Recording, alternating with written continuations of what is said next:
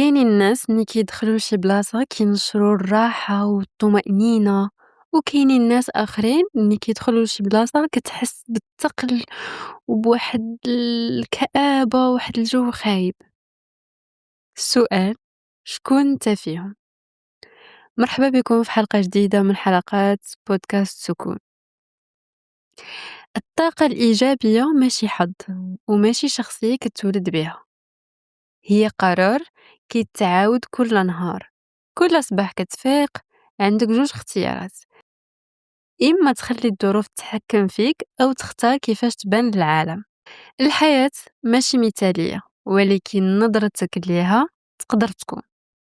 هذا واحد السيد فوق في الصباح كأي نهار غادي يمشي للخدمة، طبيعة الحال خصو يوجد ليه القهوة ديالو، لقى القهوة ما كايناش، جاي يخرج مودري ليه سوارتو، لقى لومبوتياج في الطريق وبدا كيفكر كيفاش غادي نقدر نوصل للخدمة واش غادي نوصل في الوقت ولا لا، وكان متأكد بلي ما غاديش يوصل في الوقت حيت كان زحام في الطريق بزاف.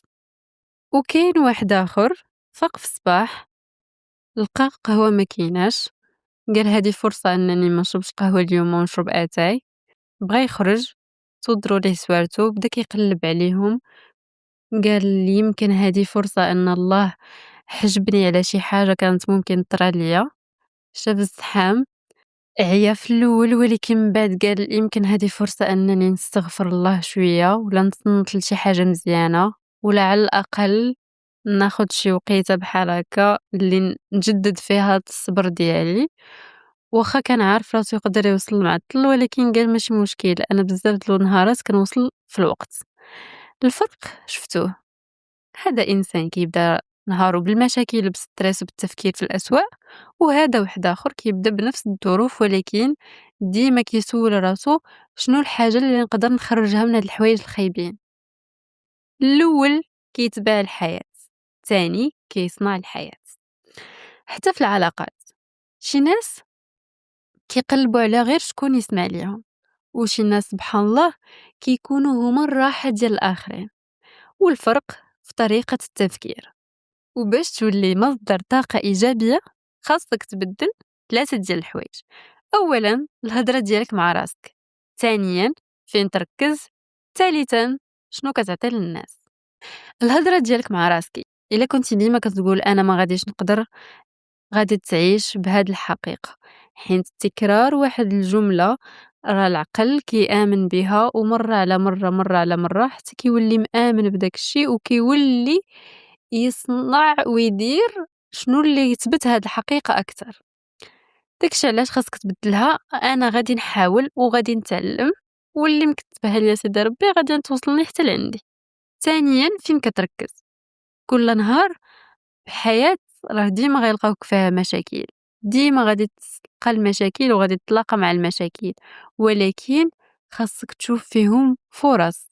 العين اللي كتقلب على الخير راه كتلقاه.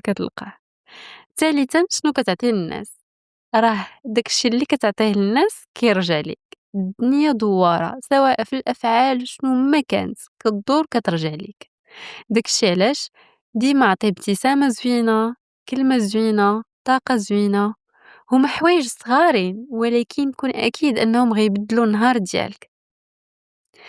الحياة ما كتطلبش منك تكون مثالي، ولكن كتطلب منك تكون واعي باللحظة اللي فيها، عايشها وعارف كيفاش تخليها تخدم لك ماشي تخدم ضدك.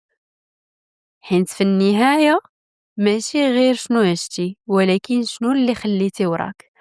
ديما كنسمعوا المقولة ديال أعمالنا هم أعمارنا، حيت ماشي العمر ديالك هو اللي كيبقى مذكرينو الناس، ولكن الأعمال ديالك هما اللي كيبقاو مذكرينو الناس.